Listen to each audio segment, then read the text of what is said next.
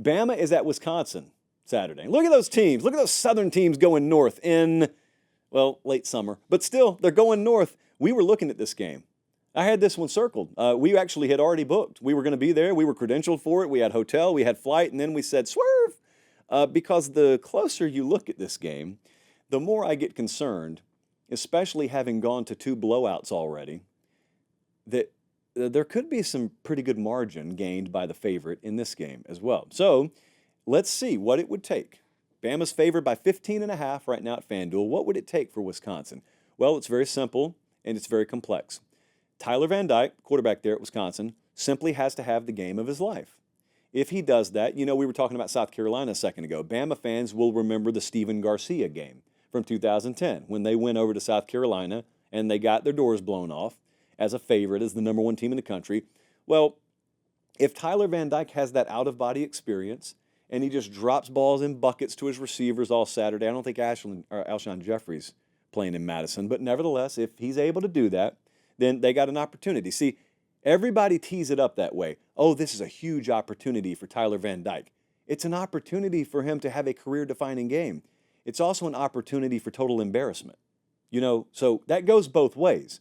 Because what we're looking at here is him playing without high-level athletes and explosive athletes. I think South Florida probably threw better athleticism at Bama last week than Wisconsin will in this game. Not across the board at every position, but on the perimeter, maybe after this game, you'd probably get the truth out of Bama's staff. They probably think that. There are more than one or two ways to win a football game, but Wisconsin's not winning this thing on the perimeter. They're not winning it beating Bama deep. Precision, timing, rhythm, you got to have all that. And he's trying to do it with the 120th explosive play rate in the country for Wisconsin right now. They got a decent run game. Wisconsin's offensive line versus this pass rush is edge Alabama. So it's a weird spot because I don't know what Wisconsin's offensive identity is. You would think with Luke Fickell coming up there, last year in year 1, he brought over Phil Longo. So you think, well, they're ditching Paul Christ's way of doing things and Wisconsin's historic way of doing things, but it didn't work. So they're still not a very high-octane passing offense. They are not an ultra-physical downhill running offense. I don't really know what they are. I don't think this is necessarily the time of year and the opponent you're going to figure it out against.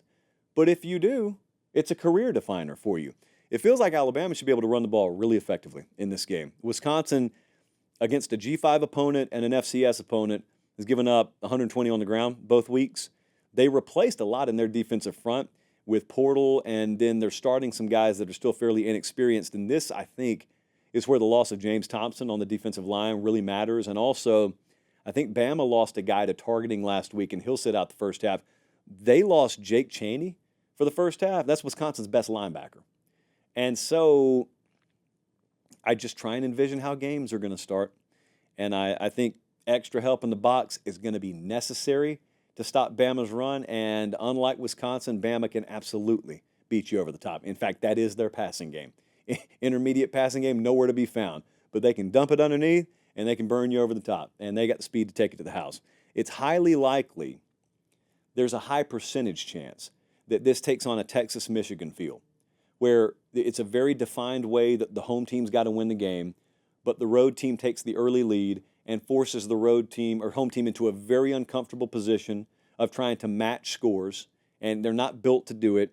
The secondary for Wisconsin does give me a little hope because it is probably the strength of that defense at this point.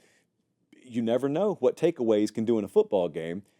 They've got to be there. I think they've got to be there.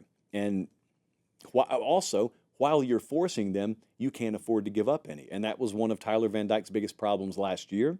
And it could rear its ugly head here, especially if they're forced into a different kind of game script than the one that would be ideal for them.